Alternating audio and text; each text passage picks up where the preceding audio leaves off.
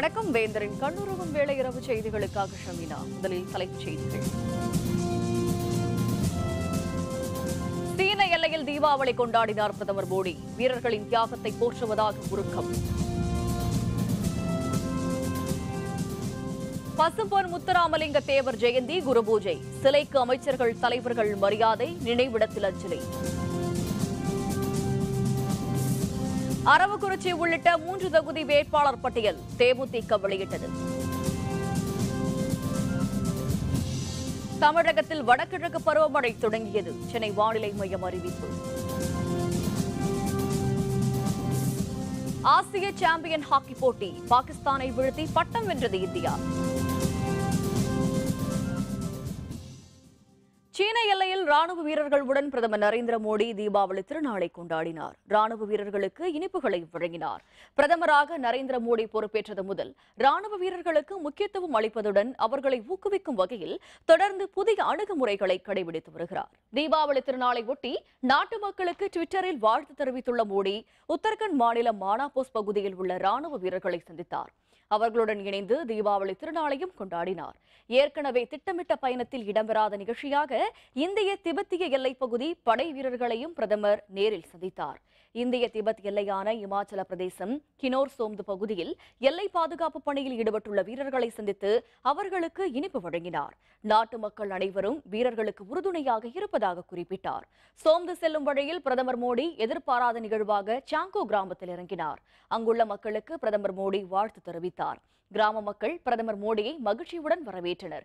அப்பொழுது பிரதமர் மோடி கிராம மக்களுக்கு இனிப்புகளை வழங்கினார். முதன்முறையாக 2014ஆம் ஆண்டு பிரதமரான மோடி தனது முதல் தீபாவளியை சியாச்சின் பனிமலையிலும், கடந்த ஆண்டு பஞ்சாப் மாநிலத்தில் உள்ள பாகிஸ்தான் எல்லைப் பகுதியில் ராணுவ வீரர்களுடன் கொண்டாடியது குறிப்பிடத்தக்கது.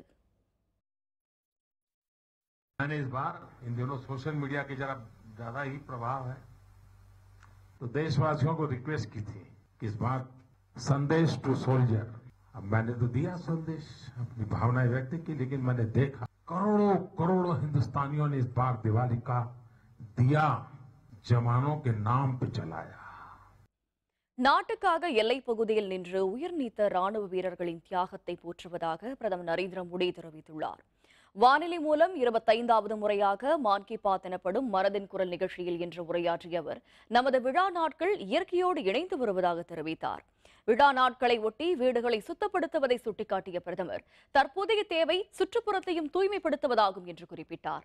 தீபாவளி திருநாள் பல நாட்கள் கொண்டாடப்படும் திருநாள் என்று குறிப்பிட்ட மோடி, கடந்த சில மாதங்களாக எல்லைப் பகுதியில் பாதுகாப்பு வீரர்கள் தங்கள் இன்னுயிரை இழந்துள்ளதாகவும் அவர்களின் தியாகத்தை போற்றுவதாகவும் மோடி தெரிவித்தார். எல்லையில் வாட்டும் பணியையும் வெயிலையும் பொருட்படுத்தாமல் நம்மை காக்கும் ராணுவ வீரர்களுக்கு மக்கள் தரும் ஆதரவுக்கும் அன்புக்கும் தமது நன்றியை தெரிவித்துக் கொள்வதாகவும் மோடி குறிப்பிட்டார். இந்த தீபாவளியை ராணுவ வீரர்களுக்கு அர்ப்பணிப்பதாகவும் மோடி உருக்கமாக குறிப்பிட்டார்.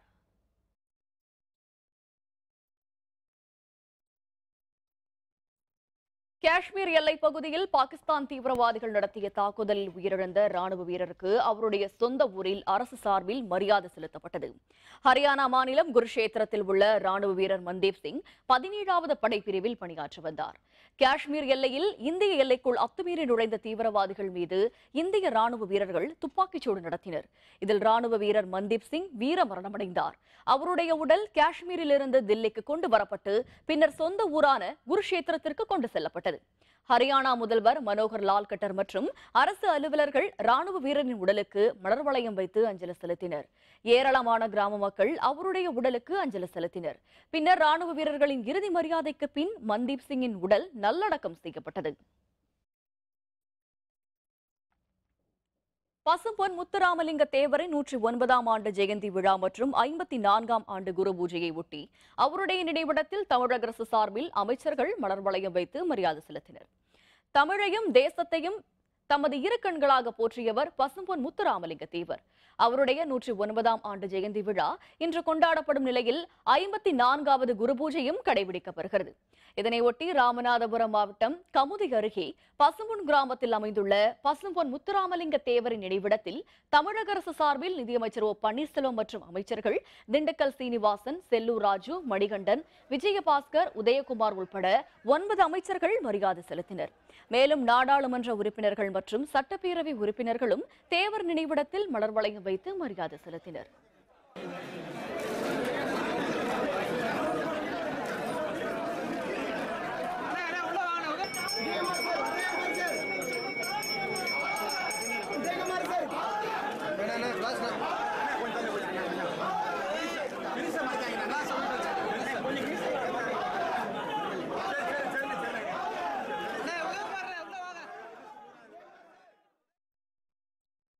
பசும்பொன் முத்துராமலிங்க தேவரின் குருபூஜையை ஒட்டி அவருடைய நினைவிடத்தில் திமுக பொருளாளர் மு.க. ஸ்டாலின் மரியாதை செலுத்தினார். முத்துராமலிங்க தேவரின் குருபூஜையை ஒட்டி ராமநாதபுரம் மாவட்டம் பசும்பொன்னில் உள்ள அவருடைய நினைவிடத்தில் மு.க. ஸ்டாலின், திமுக முன்னாள் அமைச்சர்கள் ஐ. பெரியசாமி, பெரிய கருப்பன் உள்ளிட்டோர் மலர் வளையம் வைத்து மரியாதை செலுத்தினர். பின்னர் செய்தியாளர்களுடன் பேசிய ஸ்டாலின், தமிழை ஆட்சி மொழி ஆக்க வேண்டும் என குரல் கொடுத்தவர் முத்துராமலிங்க தேவர் என்று தெரிவித்தார். பசும்பொன் தேவர் திருமகனார் அவர்கள் தமிழ் மொழியின் மேல் அளவு கடந்த காதல் கொண்டவர் என்பது நாடறிந்த உண்மை. அது மட்டுமல்லாமல் தமிழை ஆட்சி மொழியாக்க வேண்டும் என்பதிலே தேவர் திருமகனார் அவர்கள் எந்த அளவிற்கு குரல் கொடுத்தார் என்பது எல்லோரும் அறிந்திருக்கக்கூடிய ஒரு உண்மை. மதிமுக சார்பில் கட்சியின் பொதுச்செயலர் வைகோ பசும்பொன்னில் உள்ள தேவர் நினைவிடத்தில் மரியாதை செலுத்தினார். பின்னர் செய்தியாளர்களுடன் பேசிய அவர், தமிழகத்தின் உரிமைகளுக்கு எதிராக செயல்படுபவர்களை மக்களுக்கு அடையாளம் காட்ட தேவர் திருமகனாரின் பெயரில் சபதம் ஏற்போம் என்று தெரிவித்தார். ஆபத்துக்கள் சூழ்ந்திருக்கின்ற இந்த வேளையில் தமிழகம் பாலைவனமாக பஞ்ச பிரதேசமாக ஆகிவிடுமோ என்கின்ற கவலைகள் வாட்டி வதைக்கக்கூடிய வேளையில் தமிழகத்தினுடைய நலனை காக்க, உரிமைகளை காக்க எவர் துரோகம் செய்தாலும் அந்த துரோகத்தை தோலுரித்து காட்ட, தமிழக மக்களின் நல்வாழ்வை காக்க தேவர் திருமகனாரின் திருப்பெயராலே சபதம் ஏற்கிறோம். காங்கிரஸ் கட்சி சார்பில் தமிழக காங்கிரஸ் தலைவர் திருநாவுக்கரசர் உள்ளிட்ட நிர்வாகிகள் தேவர் நினைவிடத்தில் மரியாதை செலுத்தினர். பின்னர் செய்தியாளர்களுடன் பேசிய திருநாவுக்கரசர், தனது வாழ்வில் பெரும் பகுதியை இந்திய விடுதலைக்காக செலவிட்டவர் பசும்பொன் முத்துராமலிங்க தேவர் என்று தெரிவித்தார். இந்திய நாட்டினுடைய சுதந்திரத்திற்காக சிறைப்பட்டு கிடந்து வாடி இந்திய நாட்டின் சுதந்திர போராட்ட வீரராக, தியாகியாக, நேர்மையும் தூய்மையும் நிறைந்த ஒரு அரசியல் தலைவராக தன் வாழ்நாள் முழுதும் மக்கள் மத்தியில் இருந்து மக்கள் தலைவராக வாழ்ந்து மறைந்தவர் நமது பசும்பொன் முத்துராமலிங்க தேவர் அவர்கள். தமிழ் மாநில காங்கிரஸ் கட்சி சார்பில் தேவர் நினைவிடத்தில் ஜி.கே. வாசன் உள்ளிட்ட நிர்வாகிகள் மரியாதை செலுத்தினர். பின்னர் செய்தியாளர்களுடன் பேசிய ஜி.கே. வாசன், தேசியத்தையும் தெய்வீகத்தையும் தனது இரு கண்களாக பாவித்து மக்கள் பணியாற்றியவர் பசும்பொன் தேவர் என குறிப்பிட்டார். தேசியத்தையும் தெய்வீகத்தையும் தன்னுடைய இரு கண்களாக நினைத்து பாவித்து மக்கள் பணியாற்றிய ஐயா தேவர் அவர்களது 109வது நினைவஞ்சலியை இன்றைக்கு தமிழ் மாநில காங்கிரஸ் கட்சி செலுத்துகிறது. பசும்பொன் முத்துராமலிங்க தேவர் ஜெயந்தியை முன்னிட்டு அவருடைய நினைவிடத்தில் உள்ள தேவரின் சிலைக்கு மாலை அணிவித்து மத்திய அமைச்சர் பொன் ராதாகிருஷ்ணன் மரியாதை செலுத்தினார். அரவக்குறிச்சி உள்ளிட்ட 3 தொகுதிகளில் நடைபெறவுள்ள தேர்தலில் போட்டியிடும் வேட்பாளர்களின் பட்டியலை தேமுதிக இன்று வெளியிட்டுள்ளது. திருப்பரங்குன்றம், அரவக்குறிச்சி, தஞ்சாவூர் ஆகிய பேரவை தொகுதிகளுக்கு வரும் 19ஆம் தேதி தேர்தல் நடைபெறவுள்ளது. இதில் போட்டியிடும் தேமுதிக வேட்பாளர்கள் பற்றிய அறிவிப்பு வெளியாகியுள்ளது. இதன்படி திருப்பரங்குன்றம் தொகுதியில் தனபாண்டியன் போட்டியிடுகிறார். தஞ்சாவூரில் அப்துல்லா சேட்டு தேமுதிக வேட்பாளராக அறிவிக்கப்பட்டுள்ளார். அரவக்குறிச்சி தொகுதியில் எம். முத்து போட்டியிட உள்ளதாகவும் தேமுதிக தலைவர் விஜயகாந்த் வெளியிட்டுள்ள அறிக்கையில் தெரிவிக்கப்பட்டுள்ளது. மேட்டூர் அணையின் நீர்மட்டம் குறைந்து வருவதால் டெல்டா பாசனத்திற்காக திறக்கப்படும் நீரின் அளவு 5000 கன அடியிலிருந்து 4000 கன அடியாக குறைக்கப்பட்டுள்ளது. உச்சநீதிமன்ற உத்தரவின்படி கர்நாடக அரசு தொடர்ந்து தண்ணீர் திறந்துவிடும் என்ற நம்பிக்கையில் காவிரி டெல்டா பாசனத்திற்காக மேட்டூர் அணையிலிருந்து வினாடிக்கு 12000 கன அடி தண்ணீர் திறந்துவிடப்பட்டது. மேட்டூர் அணைக்கு வரும் நீர்வரத்தும் குறைந்து வருகிறது. இதனால் அணையின் நீர்மட்டம் தற்பொழுது 42.49 அடியாகவும் நீர் இருப்பு 15.55 டிஎம்சியாகவும் நீர்வரத்து 116 கன அடியாகவும் உள்ளது. டெல்டா பாசன பகுதிகளில் பயிர் சாகுபடி முடிவடைந்த நிலையில் நீர் தேவையும் குறைந்துள்ளதால் கடந்த 2 நாட்களாக வினாடிக்கு 5000 கன அடி தண்ணீர் திறக்கப்பட்டு வந்தது. உச்சநீதிமன்றம் உத்தரவிட்டும் கர்நாடக அரசு தண்ணீர் திறப்பை நிறுத்தியுள்ளதால் மேட்டூர் அணைக்கு வரும் நீர்வரத்து குறைந்துவிட்டது. எனவே தற்பொழுது வினாடிக்கு 4000 கன அடி தண்ணீர் திறந்துவிடப்படுகிறது. இதனால் டெல்டா பாசனத்திற்காக தொடர்ந்து தண்ணீர் திறந்துவிட முடியாத சூழ்நிலை உருவாகியுள்ளது.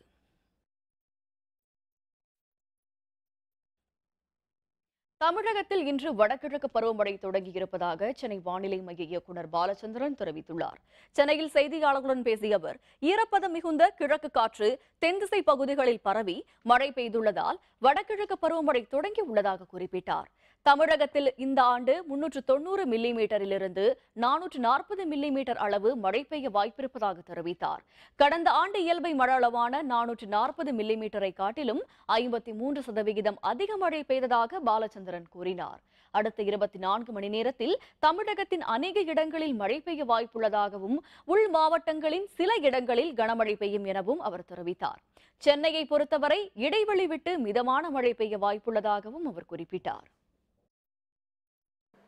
வடகிழக்கு பருவமழை இன்று அதாவது அக்டோபர் 30ஆம் தேதி முதல் துவங்கியுள்ளதாக அறிவிக்கப்படுகிறது. கடந்த 24 மணி நேரத்தை பொறுத்தவரையில் அதிகபட்சமாக தஞ்சாவூர் மாவட்டம் திருவையாறில் 7 சென்டிமீட்டர் மழை பதிவாகியுள்ளது. வரும் 24 மணி நேரத்தை பொறுத்தவரையில் தமிழகத்தில் அநேக இடங்களில் மிதமான மழை பெய்யக்கூடும். உள் மாவட்டங்களில் ஓரிரு இடங்களில் கனமழை இருக்கக்கூடும். சென்னை பொறுத்தவரையில் இடைவெளி விட்டு சில முறை மிதமான மழை பெய்யக்கூடும். ஆசிய சாம்பியன்ஷிப் கோப்பை ஹாக்கி இறுதிப் போட்டியில் பாகிஸ்தானை 3-2 என்ற கோல் கணக்கில் வென்று இந்திய அணி சாம்பியன் பட்டத்தை கைப்பற்றியுள்ளது. மலேசியாவில் ஆசிய சாம்பியன் கோப்பை ஹாக்கி தொடர் அக்டோபர் 20ஆம் தேதி தொடங்கி நடைபெற்றது. இதில் இன்று நடைபெற்ற இறுதிப் போட்டியில் இந்திய அணி பாகிஸ்தானை எதிர்கொண்டது. மிகவும் விறுவிறுப்பாக நடைபெற்ற இந்த போட்டியில் இந்திய அணி வீரர்கள் ரூபீந்தர் திம்மையா உட்பட 3 பேர் தலா ஒரு கோல் அடித்தனர். இதனையடுத்து 3-2 என்ற கோல் கணக்கில் நடப்பு சாம்பியன் பாகிஸ்தானை இந்தியா வீழ்த்தியது. இதன் மூலம் பலம் வாய்ந்த பாகிஸ்தான் அணியை வென்று இந்தியா 2வது முறையாக சாம்பியன் கோப்பையை கைப்பற்றி சாதனை படைத்துள்ளது. போட்டியின் ஆட்ட நாயகனாக ரூபீந்தர் பால் சிங் தேர்வு செய்யப்பட்டார். This time Nikin Tamaya makes no mistake. Again, 5 years after their first crown when they beat Pakistan. QNet Men's Asian Champions Trophy 2016. On this happiest of Diwali nights for the Indian team. Up in 2012, a disappointing 5th back in 2013, but they've returned. பிறந்து 4 நாட்களில் கடத்தப்பட்ட குழந்தை CCTV பதிவு உதவியால் காவல்துறையினர் மீட்டனர். விவரம் விளம்பர இடைவேளைக்கு பிறகு.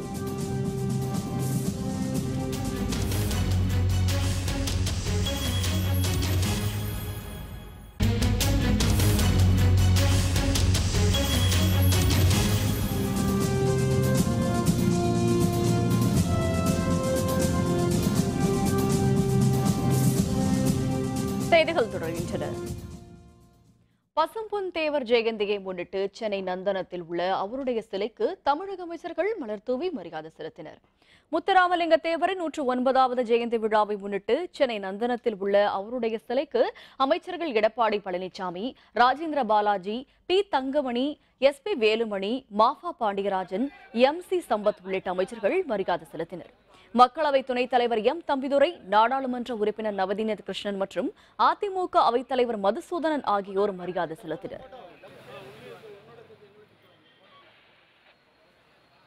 தேவர் ஜெயந்தி மற்றும் குரு பூஜையை ஒட்டி சென்னை நந்தனத்தில் உள்ள அவருடைய சிலைக்கு திமுக சார்பில் முன்னாள் மத்திய அமைச்சர் TR பாலு, மாநிலங்களவை உறுப்பினர்கள் TKS இளங்கோவன், RS பாரதி உள்ளிட்டோர் மாலை அணிவித்து மரியாதை செலுத்தினர்.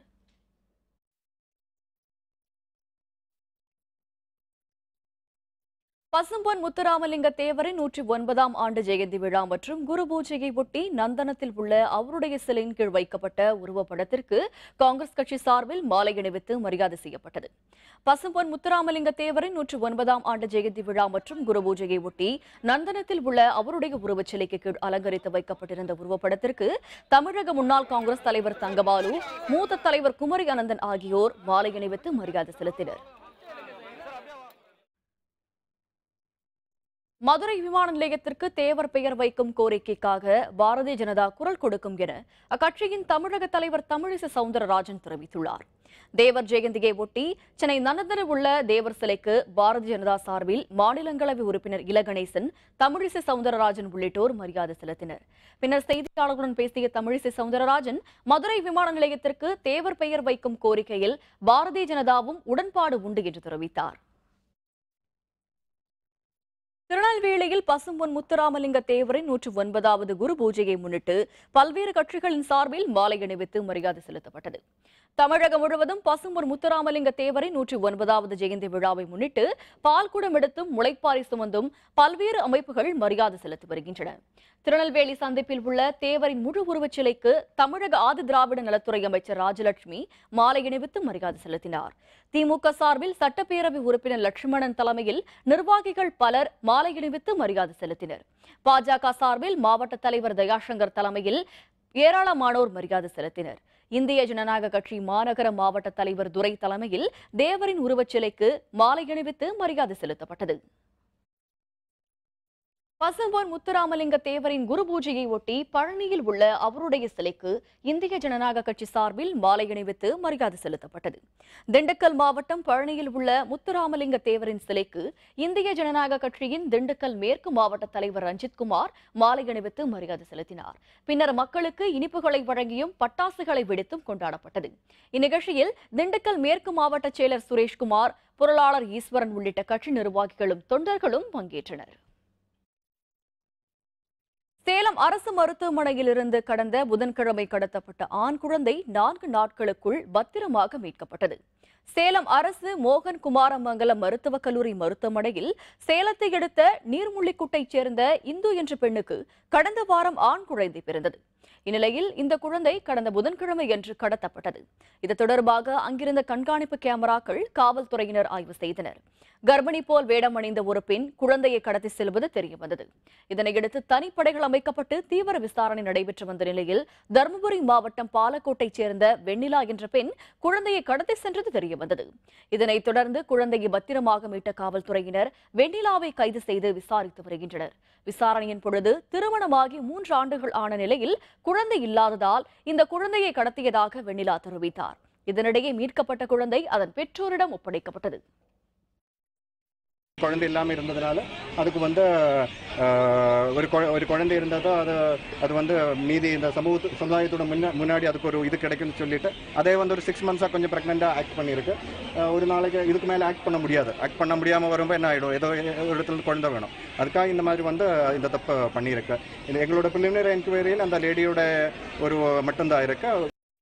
இப்போ எனக்கு சந்தோஷமா இருக்குது. எங்க கூட பாசாங்க, அவங்க எல்லாம் இருந்தாங்க, துணையா நாங்க இருக்கிறோமான்னு சொன்னாங்க. எனக்கு ரொம்ப சந்தோஷம் ஆயிப்போச்சு. நம்பிக்கை இருந்துச்சு. எங்க அம்மாவும் சொல்லிச்சு, நாம கும்பிட்ட சாமியெல்லாம் கைவிடாதம்மா, கண்டிப்பா நம்ம குழந்தை கிடைக்கும். கரூர் மாவட்டம் அரவக்குறிச்சி தொகுதியில் போட்டியிடும் அதிமுக வேட்பாளர் செந்தில் பாலாஜி பல்வேறு இடங்களில் மக்களிடம் வாக்கு சேகரித்தார். நவம்பர் 19ஆம் தேதி அரவக்குறிச்சி, தஞ்சாவூர், திருப்பரங்குன்றம் உள்ளிட்ட 3 தொகுதிகளுக்கும் இடைத்தேர்தல் நடைபெறுகிறது. கடந்த 28ஆம் தேதி அதிமுக, திமுக வேட்பாளர்கள் அரவக்குறிச்சியில் வேட்புமனுக்களை தாக்கல் செய்தனர். அரவக்குறிச்சி ஒன்றியத்திற்குட்பட்ட நூகியா கவுண்டனூர் பகுதியில் போக்குவரத்து துறை அமைச்சர் MR விஜயபாஸ்கர் தலைமையில் அதிமுக வேட்பாளரான முன்னாள் அமைச்சர் செந்தில் பாலாஜி பிரச்சாரத்தை தொடங்கினார். பின்னர் சேந்தமங்கலம், மேல்பாகம், சாந்தப்பாடி உள்ளிட்ட பகுதிகளில் செந்தில் பாலாஜி மக்களை சந்தித்து வாக்கு சேகரித்தார். தருமபுரி மாவட்டம் அரூர் அருகே இரு தரப்பினரிடையே ஏற்பட்ட மோதலில் மாட்டுக் கொட்டகைகளுக்கு தீ வைக்கப்பட்டது. மோதலை தடுக்க 3 மாவட்ட காவல் கண்காணிப்பாளர்கள் தலைமையில் காவல்துறையினர் குவிக்கப்பட்டுள்ளனர். அரூரை அடுத்த கொங்கவேம்பு எஸ்பட்டி கிராமத்தில் இரு தரப்பினரிடையே அடிக்கடி மோதல் இருந்து வந்தது. தீபாவளி திருநாளான நேற்று ஒரு பிரிவினர் கொங்கவேம்பு ராமுவின் தோட்டத்தில் உள்ள கொட்டகைக்கு தீ வைத்தனர். இதனால் பதற்றம் ஏற்பட்ட நிலையில் தீயணைப்புத் துறையினர் விரைந்து வந்து தீயை அணைத்தனர். இதற்கிடையே மற்றொரு கும்பல் கிருஷ்ணன் என்பவரின் மாட்டுக் கொட்டகைக்கு தீ வைத்து சிலரை தாக்கியும் சென்றுள்ளனர். இப்பகுதியில் ஏற்பட்டுள்ள மோதலை தடுக்க தருமபுரி, கிருஷ்ணகிரி, ஈரோடு மாவட்ட காவல்துறை கண்காணிப்பாளர்கள் தலைமையில் பலத்த பாதுகாப்பு போடப்பட்டுள்ளது. நாட்டின் பல்வேறு மாநிலங்களில் பறவை காய்ச்சல் தாக்கத்தை அடுத்து நாமக்கல்லில் இருந்து அனுப்பப்படும் முட்டை கறிக்கோழிகளுக்கு சான்று பெற வேண்டும் என கால்நடை பராமரிப்புத்துறை அறிவுறுத்தியுள்ளது. தில்லி, மத்திய பிரதேசம், கேரளத்தில் பறவை காய்ச்சல் பரவி வருவதை அடுத்து மாநில அரசுகளுக்கு மத்திய அரசு முன்னெச்சரிக்கை நடவடிக்கைகளை மேற்கொள்ள உத்தரவிட்டுள்ளது. தமிழகத்தில் பறவை காய்ச்சல் அறிகுறிகள் இல்லாத நிலையிலும் மருத்துவர்களை கொண்ட 12 அதிவிரைவு படைகளை கால்நடை பராமரிப்புத்துறை அமைத்து நாமக்கல் மாவட்டத்தில் உள்ள கோழி பண்ணைகளில் ஆய்வு மேற்கொண்டு வருகிறது. இதன்படி நாமக்கல்லில் இருந்து அனுப்பப்படும் முட்டை, கறிக்கோழி ஆகியவற்றிற்கு சான்று பெற வேண்டும் என அறிவுறுத்தப்பட்டுள்ளது. கோயம்புத்தூர் மாவட்டம் திருமலையாம்பாளைய பகுதியில் தக்காளி தோட்டத்துக்குள் புகுந்த 12 காட்டு யானைகள் 3 லட்சம் ரூபாய் மதிப்பிலான பொருட்களை சேதப்படுத்தின. சிறிது காலத்திற்கு பின்னர் மீண்டும் காட்டு யானைகள் ஊருக்குள் புகுந்துள்ளதால் மக்கள் அச்சமடைந்துள்ளனர். திருமலையாம்பாளையத்தைச் சேர்ந்த நாகராஜ் என்பவரது தோட்டத்தில் நேற்று நள்ளிரவு புகுந்த காட்டு யானைகள் பயிரிடப்பட்டிருந்த தக்காளி, வாழை உள்ளிட்ட பல பயிர் செடிகளை சேதப்படுத்தின. அத்துடன் குடிசைக்குள் புகுந்து பொருட்களையும் சேதப்படுத்தின. குடிசையில் தங்கியிருந்த விவசாயி வடிவேலு யானைகளின் தாக்குதலில் இருந்து தப்பித்து வனத்துறையினருக்கு தகவல் அளித்தார். வனத்துறையினர் பட்டாசுகளை வீசி யானைகளை துரத்தினர். இந்த யானை ரெகுலராக வர்றதில்ல, 6 மாதத்துக்கு ஒருக்கத்தை வரும். ரெகுலராக வந்தால் நாங்கள் அதுக்கு தகுந்த முன்னேற்பாடு பண்ணிக்குவோம். நாங்களே எர்த்து மற்றதெல்லாம் போட்டிருக்கோம். ஆனால் இருந்தாலும் ஒன்றும் வேலையாகிறது இல்லை. இந்த அகலி எர்த்து எல்லா நாட்களிலும் 24 ஹவர்ஸ் சரியான பராமரிப்பில் இருந்துச்சுன்னா இந்த மாதிரி மலையோர கிராமங்கள் 99% பாதிப்பு வராது. ஏதோ முன்னாடி சத்தமாதுன்னு போட்டு நான் எந்திரிச்சு பார்க்குறப்ப ஆணை ஒன்று உள்ளே பூந்துடுச்சுங்க. அப்போ நான் தப்பிச்சதை போகன்ட்டு அந்த பக்கம் ஒரு சந்து கிடச்சி அந்த சந்து வெளியே முட்டிட்டு பார்த்தா வெளியே அந்த 4-5 ஆணை வெளியே நிற்கிதுங்க. அப்போ நான் தப்பிச்சு போகலாம்னு ஓடையில் பின்னையும் ஒரு ஆணை என்னை முடிக்கிட்டு வந்துச்சுங்க. முடிக்கிட்டு அந்த ஓடிட்டுனுங்க, மெயின் ரோட்டுக்கு போயிட்டுனுங்க. டோட்டலாக இங்கே 11 யானை வந்திருக்கு. இது பிரிஞ்சு போகும்போது ஒரு வேறு பக்கம் ஒரு 2 போயிடும், எட்டிமலையில் 2 போயிடும். அவங்க கூப்பிட்டாலும் அன்சீர் போயிடுவாங்க. இது இவங்க முடுக்கிறது லாங்காக முடுக்கிறது இல்லைங்க சார், மலைக்கு முன்னாடியே நின்றுக்குது. அதனால் இது லாங்காக கொண்டு போய் முடிக்கிவிட்டு அது கவர்மெண்ட் கரெக்டான ஒரு நடவடிக்கை எடுத்து இந்த அகலி தோண்டியிருக்காங்க, அந்த இது மின்வேலி அமைச்சிருக்காங்க. இதெல்லாம் கரெக்டாக பராமரிப்பு இல்லாதனால அதெல்லாம் வேலை செய்கிறது இல்லைங்க கரெக்டாக. திருச்சி பாலக்கரையில் உள்ள ஸ்டேட் வங்கியிலிருந்து 3 மணி நேரத்திற்கு மேலாக அலாரம் ஒலித்ததால் பொதுமக்கள் வங்கி முன் திரண்டனர். பாலக்கரை மெயின் ரோட்டில் இந்திய ஸ்டேட் வங்கி ஏடிஎம் வசதியுடன் உள்ளது. தீபாவளி பண்டிகையை ஒட்டி வங்கி விடுமுறை என்பதால் பூட்டப்பட்டிருந்த வங்கியிலிருந்து 3 மணி நேரத்திற்கு மேலாக அதிகமாக அலாரம் ஒலித்தது. இதனையடுத்து வங்கி முன் திரண்ட அப்பகுதி மக்கள் பாலக்கரை காவல்துறை மற்றும் வங்கி அலுவலர்களுக்கு தகவல் அளித்தனர். தகவல் அறிந்து அங்கு வந்த காவல்துறையினர் மற்றும் வங்கி அலுவலர்கள் வங்கிக்குள் சென்று சோதனை நடத்தினர். வங்கியில் பணம் ஏதும் கொள்ளை போனதா என்று சோதித்த பின்னர் மின் கோளாறு காரணமாக அலாரம் தானாக ஒலித்ததென தெரியவந்தது. இதுகுறித்து வங்கி அலுவலர்கள் விசாரணை மேற்கொள்வார்கள் என தெரியவந்துள்ளது. வங்கியிலிருந்து பணம் எதுவும் கொள்ளை போகவில்லை என வங்கி அலுவலர்கள் தெரிவித்த பின்னர் மக்கள் நிம்மதியடைந்தனர். பாலக்கர் ரோட்டில் போயிட்டு இருந்தோம், நிறையா கும்பல் இருந்துச்சு, நின்று பார்த்தோம்.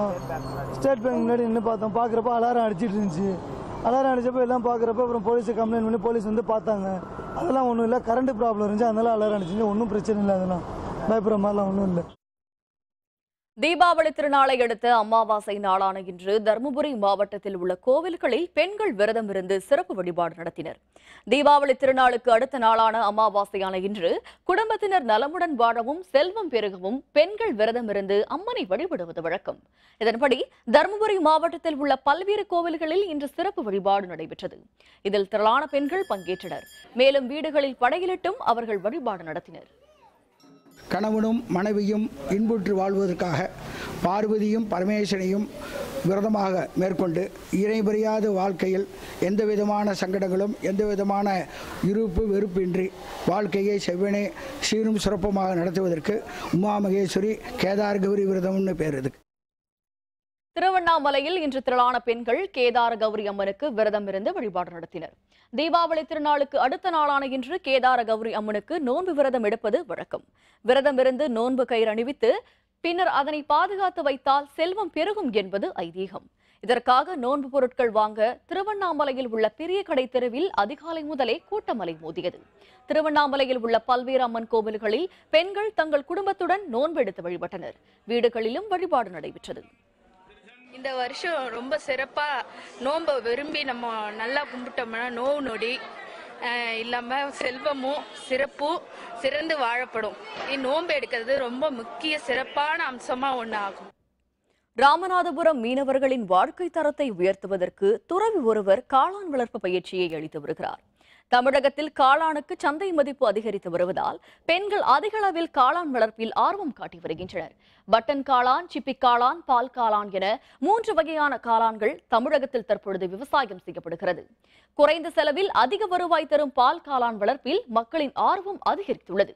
இந்நிலையில் கடற்படையின் தொடர் தாக்குதலால் ராமேஸ்வர மீனவர்களின் வாழ்வாதாரம் பாதிக்கப்பட்டுள்ள நிலையில் துறவி பிரணவானந்தா ராமேஸ்வர மீனவ பெண்களுக்கு காளான் வளர்ப்பு பயிற்சி அளித்து வருகிறார். மீன்பிடிப்புக்கு மாற்று தொழிலான காளான் வளர்ப்பால் நல்ல வருமானம் கிடைப்பதால் இந்த துறவி பிரணவானந்தாவின் பயிற்சி மையத்தை தமிழக அரசு ஏற்று நடத்த வேண்டும் என மக்கள் கோரிக்கை விடுத்துள்ளனர்.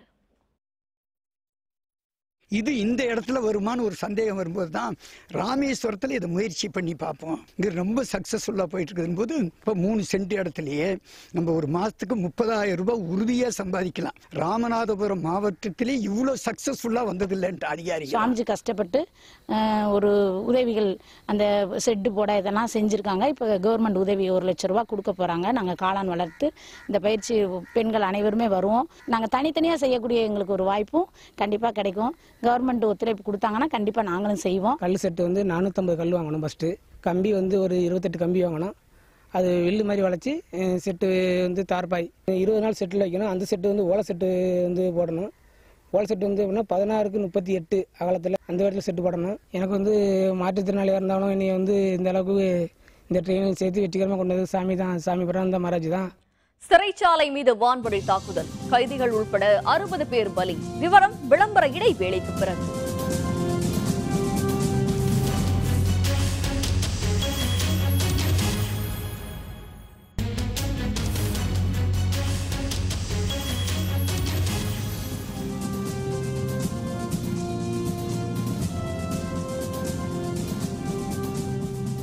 செய்திகள் தொடர்கின்றன. இனி அயலக செய்திகள்.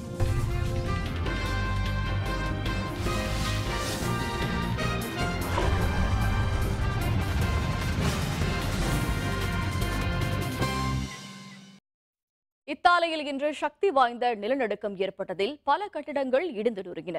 தெற்கு மற்றும் மத்திய இத்தாலியில் இன்று காலை 7:40 மணியளவில் நிலநடுக்கம் ஏற்பட்டது.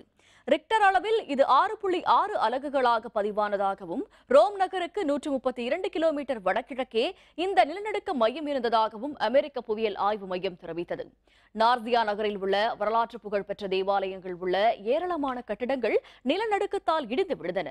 செயின்ட் பெனடிக்ட் தேவாலயம் இடிந்து நொறுங்கியதில் அங்கிருந்த கன்னியாஸ்திரிகள் ஏராளமானோர் பாதுகாப்பான இடங்களுக்கு விரைந்தனர். நிலநடுக்கத்தால் அதிர்ச்சியடைந்த மக்கள் வீடுகளில் இருந்து வெளியேறி சாலைகளில் தஞ்சமடைந்தனர். இடிபாடுகளில் சிக்கியவர்களை மீட்புக் குழுவினர் விரைந்து சென்று மீட்டனர்.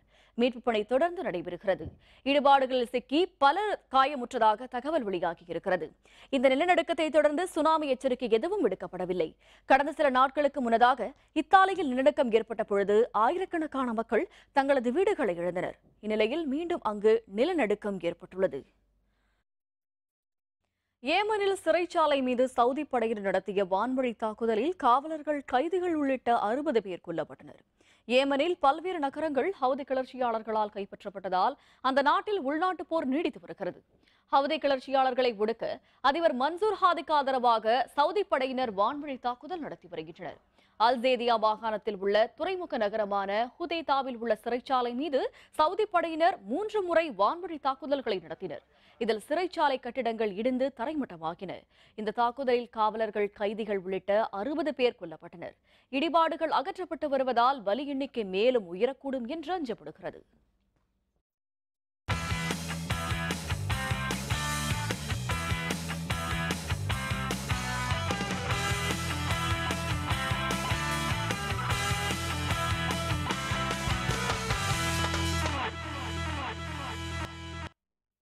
மெக்சிகோவில் நடைபெற்ற ஃபார்முலா 1 கார் பந்தயத்தின் தகுதி சுற்றில் லெவிஸ் ஹாமில்டன் முதலிடம் பிடித்தார். ஃபார்முலா 1 கார் பந்தயம் உலகின் பல்வேறு நாடுகளில் பல சுற்றுலாக்கள் நடத்தப்படுவது வழக்கம். இதன்படி மெக்சிகோவில் நடைபெறும் சுற்றுக்கு முந்தைய தகுதி சுற்று போட்டியில் தொடக்க முதலை அதிவேகமாக காரை இயக்கிய பிரிட்டன் வீரரும் மெர்சிடிஸ் அணியைச் சேர்ந்த லெவிஸ் ஹாமில்டன் முதலிடம் பெற்றார். அவருக்கு அடுத்தபடியாக அதே அணியைச் சேர்ந்தவரும் ஜெர்மன் வீரருமான நிக்கோ ரோஸ்பர்க் 2வது இடத்தை பிடித்தார். 3வது இடத்தை ரெட்ஸ்புல் அணியைச் சேர்ந்தவரும் நெதர்லாந்தைச் சேர்ந்தவருமான மேக்ஸ் வெஸ்டரும் பெற்றார். ஃபார்முலா 1 கார் பந்தய தொடரில் சில சுற்றுகளை எஞ்சியுள்ள நிலையில் சாம்பியன் பட்டத்தை வெல்வதில் ஹாமில்டனும் ரோஸ்பர்குக்கும் இடையே கடுமையான போட்டி நிலவி வருவது குறிப்பிடத்தக்கது. மீண்டும் தலைப்புச் செய்தி. சீன எல்லையில் தீபாவளி கொண்டாடினார் பிரதமர் மோடி. வீரர்களின் தியாகத்தை போற்றுவதாக உருக்கம். பசும்பொன் முத்துராமலிங்க தேவர் ஜெயந்தி குருபூஜை. சிலைக்கு அமைச்சர்கள் தலைவர்கள் மரியாதை. நினைவிடத்தில் அஞ்சலி.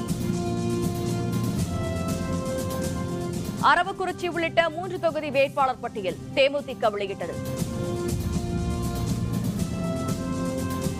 தமிழகத்தில் வடகிழக்கு பருவமழை தொடங்கியது. சென்னை வானிலை மையம் அறிவிப்பு. ஆசிய சாம்பியன் ஹாக்கி போட்டி பாகிஸ்தானை வீழ்த்தி பட்டம் வென்றது இந்தியா. இத்துடன் வேந்தரின் கண்ணுறங்கும் வேளை இரவு செய்திகள் நிறைவடைந்தன. மீண்டும் நாளை காலை 8 மணிக்கு இளங்கதிர் காலை செய்திகளில் சந்திப்போம். வணக்கம்.